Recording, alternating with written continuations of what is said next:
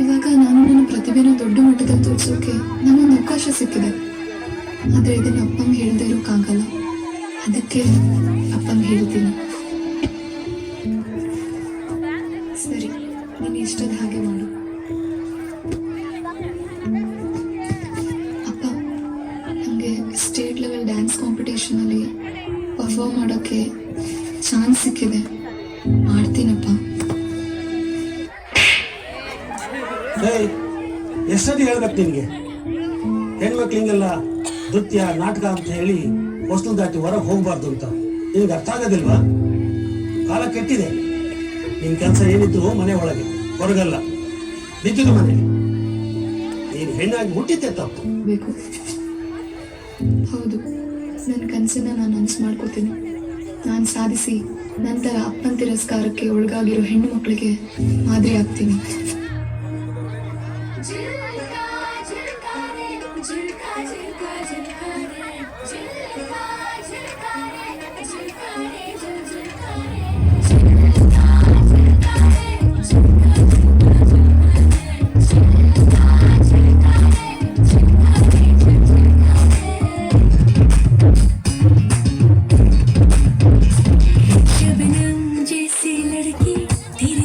तेरे दिल की खिड़की ये हाड़ नंद के निशा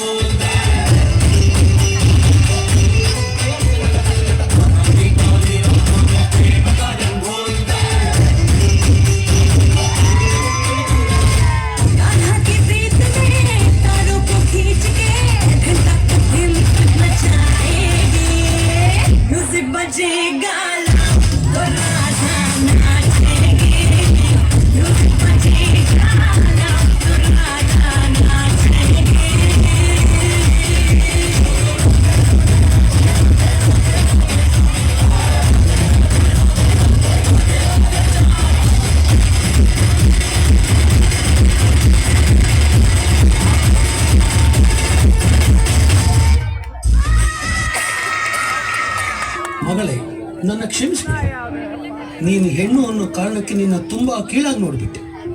ನಿನ್ನ ಆಸೆಗೆ ಕನಸಿಗೆ ನಾನು ಬೆಲೆನೇ ಕೊಡಲಿಲ್ಲ. ನನ್ನ ಕ್ಷಮಿಸ್ಬಿಡಮ್ಮ. ನಿನ್ನಲ್ಲಿ ಇಷ್ಟೊಂದು ಪ್ರತಿಭೆ ಇರೋದು ನನಗೆ ತಿಳಿಯಲೇ ಇಲ್ಲ.